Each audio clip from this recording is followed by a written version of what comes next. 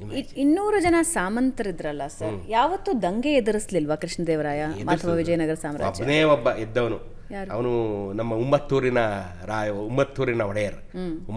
ಒಡೆಯರ್ ಒಬ್ರು ದಂಗೆ ಹೇಳ್ತಾರೆ, ಅಯ್ಯೋ ನಾನು ಯಾಕೆ ಕೊಡ್ಬೇಕು ಇವನಿಗೆ ಕಪ್ಪ ಅಂತ ಅವನು ನಡಗಿಸ್ಬಿಡ್ತಾರೆ ಅಷ್ಟೇ. ಬೇರೆ ಯಾರ ಕೈಲೂ ಆ ಶಕ್ತಿ ಇಲ್ವೇ, because they are the mightiest kings. 11 ಲಕ್ಷ ಜನ ಅವ್ರ ಹತ್ರನೇ ಇದ್ದರು ಸೈನಿಕರು. 11 ಲಕ್ಷ, 16 ಲಕ್ಷ ಸೈನ್ಯ ಇತ್ತು. ಬಾಬರ್ ಬಂದಾಗ ಬಾಬರ್ ಹೇಳ್ತಾರಂತೆ, ನೀನು ಸೌತ್ಗೆ ಹೋಗ್ಬಿಡು ನೀನು. ಬಾಬರ್ ಒಬ್ಬ ಲೂಟಿಕೋರ ಅವನಷ್ಟೇ. ಅಫ್ಘಾನಿಸ್ತಾನದಲ್ಲಿ ಒಂದು 12 ಸಾವಿರ ಫಾಲೋವರ್ಸ್ ಇಟ್ಕೊಂಡಿದ್ದಂಥ ಒಬ್ಬ ಲೂಟಿಕೋರ.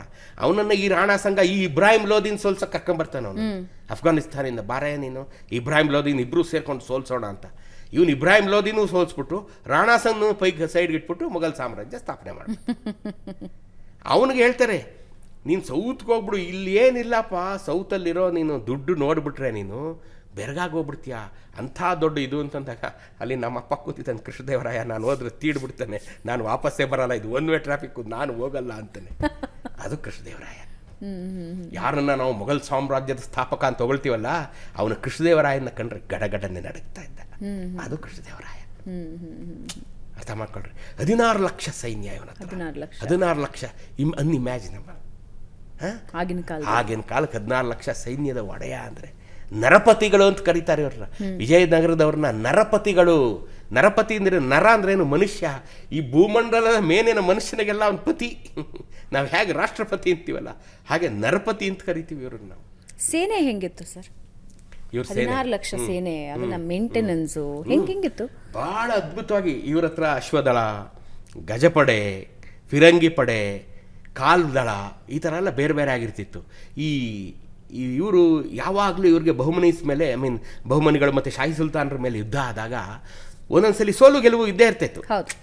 ಸೋಲು ಒಂದ್ಸಲಿ ಗೆಲುವು, ಒಂದ್ಸಲಿ ಸೋಲು, ಒಂದ್ಸಲಿ ಗೆಲುವು ಆದಾಗ ಯಾಕೆ ಇವ್ರ ಮೇಲೆ ನಾವು ಸೋಲ್ತಿದ್ದೀವಿ ಅಂತ ಇದನ್ನು ನೋಡಿದಾಗ, ಮುಸ್ಲಿಮರು ಟೆಕ್ನಾಲಜಿಯಲ್ಲಿ ಸ್ವಲ್ಪ ಅಡ್ವಾನ್ಸ್ ಇದ್ದಾರೆ, ಫಿರಂಗಿಗಳ ಬಳಕೆ, ಬಂದೂಕುಗಳ ಬಳಕೆಯಲ್ಲಿ ಅಡ್ವಾನ್ಸ್ ಇದ್ದಾರೆ ಅಂತ ಅವ್ರನ್ನ ಕರ್ಕೊಂಬಂದು ಇಲ್ಲಿ ಇಟ್ಕೊಂಡು ಇವ್ರಿಗೆ ಟ್ರೈನಿಂಗ್ ಕೊಡಿಸ್ಕೊತಾರೆ. 1,000 ಜನನ. ಅವರು ಫಿರಂಗಿ ಬಳಕೆಯಲ್ಲಿ ಚಾಣಾಕ್ಷರು, ವೆಪನ್ ಬಳಕೆಯಲ್ಲಿ ಚಾಣಾಕ್ಷರು. ಆ ವೆಪನ್ಸ್ ಬಂದಿದ್ದೇ ನಮ್ಮ ಯುದ್ಧಗಳ ಕಲ್ಪನೆಯೇ ಬೇರೆ ಆಗೋಯ್ತು. ಅಲ್ಲಿವರೆಗೂ ನಡೀತಿದ್ದಂಥ ಸಾಂಪ್ರದಾಯಿಕ ಯುದ್ಧಗಳು ಇತ್ತಲ್ಲ, ಅದೆಲ್ಲ ಹೊರಟೆ ಆಯಿತು. ಒಂದು ಫಿರಂಗಿ ಹೊಡೆದ ಅಂದರೆ ಒಂದು 1000 ಜನ, 5,000 ಜನ ಸಾಯೋರು. 1565 ಬಳಕೆ ಆದಂಥ ಇವತ್ತು ಬಿಜಾಪುರದಲ್ಲಿ ಬಿದ್ದಿದೆಯಲ್ಲ ಮಾಲಿಕ್ಯ ಮೈದಾನ್, ಅದು ಯಾಕಲ್ಲಿ ಬಿದ್ದಿದೆ ಅಂತ ಪದ ಉಪಯೋಗಿಸ್ತೇನೆ ನಾನು ಅಂದರೆ, ಈ ಬ್ರಿಟಿಷ್ನವ್ರು ಎಲ್ಲ ಎತ್ಕೊಂಡೋದ್ರಲ್ಲ, ಅದನ್ನು ಎತ್ತಕ್ಕೆ ಟ್ರೈ ಮಾಡಿದ್ರು. ಅದು 50 ಟನ್ ತೂಕ ಎತ್ತಕ್ಕಾಗಲಿಲ್ಲ. ಎಲ್ಲಿ ಬಿದ್ದಾಯ್ತು ಅಲ್ಲೇ ಕಾಂಪೌಂಡ್ ಹಾಕಿದ್ದಾರೆ ಈಗ.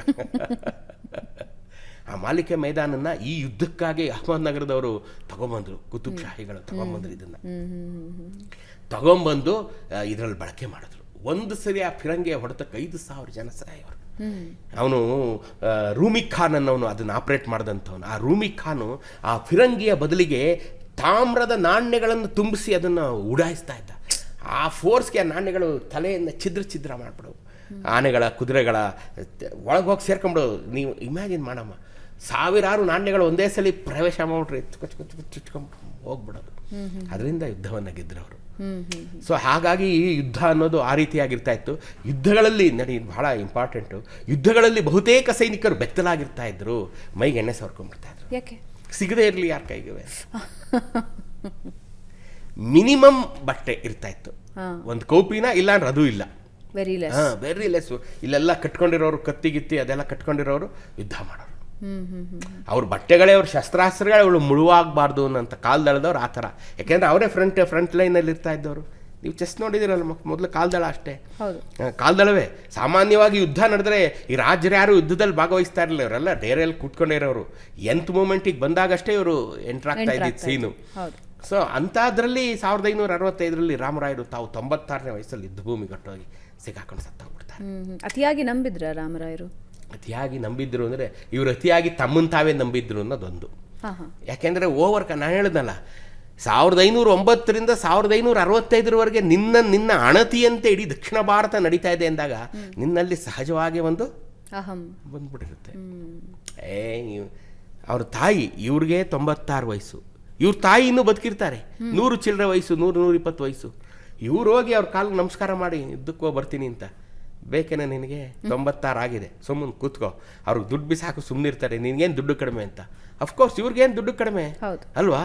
ದುಡ್ಡು ಕೊಟ್ಬಿಟ್ಟಿರೋ ಯುದ್ಧನೇ ನಡೀತಿರಲಿಲ್ಲ. ಅದು ಬಟ್ ಆದರೆ ಕಾಲನ ನಿರ್ಣಯನೇ ಬೇರೆ ಇರ್ತಲ್ಲ, ದೈವ ನಿರ್ಣಯ ಬೇರೆ ಇತ್ತು. ಆ ಹುಡುಗ ಅಲಿ ಆದಿಲ್ ಶಾ ನಾನು ಬೆಳೆಸಿದವನು ಅವನು ಅಂತ. ಹೌದು, ಇವನೇ ಬೆಳೆಸಿದ್ದು, ಹಳೆಯ ರಾಮರಾಯನೇ ಅವನನ್ನು ಬೆಳೆಸಿದ್ದು, ಅವನನ್ನು ರಾಜನನ್ನಾಗಿ ಮಾಡಿದ್ದು. ಅವನೇ ನನ್ನ ಮೇಲೆ ಯುದ್ಧ ಮಾಡೋದು, ನನ್ನ ನೋಡಿದ ತಕ್ಷಣ ಅವ್ನು ಓಡೋಗ್ತಾನೆ, ಇರೋರ್ನೆಲ್ಲ ಓಡಿಸಿ ಬರ್ತೀನಿ ನಾನು ಅಂತ ಇವ್ರು ಯುದ್ಧಕ್ಕೆ ಹೋಗೋದು, ಸಿಕ್ಕಾಕೊಂಡ್ಬಿಡ್ತಾರೆ. ಸೊ ಅದು ಒಂದು ದೊಡ್ಡದೊಂದು ತಿರುವಿಗೆ ಕಾರಣವಾಗ್ಬಿಡುತ್ತೆ. ಇವತ್ತು ನಾವು ಹಂಪಿಯನ್ನು ಹಂಪಿ, ನಾನು ಯಾವಾಗಲೂ ಒಂದು ಮಾತು ಹೇಳ್ತಾ ಇರ್ತೀನಿ, ಬ್ರಿಟಿಷರು ನಮ್ಮ ಮನೆಯಲ್ಲಿ ಒಂದೊಂದು ಬ್ರಿಟಿಷ್ದು ಒಂದೊಂದು ಫೋಟೋ ಹಾಕ್ಬಿಟ್ಟು ಸೆಲ್ಯೂಟ್ ಹೊಡಬೇಕು, ಒಂದು ಇಂಗ್ಲೀಷ್ ಸೆಲ್ಯೂಟು. ಯಾಕೆಂದರೆ ನಮ್ಮ ಇತಿಹಾಸ ಕೊಟ್ಕೊಟ್ಟೆ ಅವರು. ಒಬ್ಬ ಮೆಕೆಂಜಿ, ಒಬ್ಬ ರಾಬರ್ಟ್ ಸಿವೆಲ್ ಇಲ್ಲದೇ ಇದ್ದರೆ ಇವತ್ತು ನಮ್ಮ ಹಂಪಿ ನಮ್ಮ ಕಣ್ಣಿಗೆ ಬೀಳ್ತಾ ಇರಲಿಲ್ಲ. ಮೆಕೆಂಜಿ ಹೋಗಿ ನೋಡ್ದ, ಈ ರಾಬರ್ಟ್ ಸಿವೆಲ್ ಬಳ್ಳಾರಿ DC ಆಗಿದ್ದಾಗ ಇವತ್ತು ಇದನ್ನೆಲ್ಲ ರೀಸೆಟ್ ಮಾಡಿದವನು ಅವನೇ. ಇವತ್ತು ಹಂಪಿ ನಮಗೇನು ನೋಡೋಕ್ಕೆ ಸಿಗ್ತಾ ಇದೆಯಲ್ಲ, ನಾವು ರಾಬರ್ಟ್ ಸಿವೆಲ್ಗೆ ಒಂದು ಹ್ಯಾಟ್ಸ್ ಆಫ್ ಹೇಳಲೇಬೇಕು. ಅವನು ಉಳಿಸ್ಕೊಟ್ಟು ನಮ್ಗೆ ಹಂಪಿನ.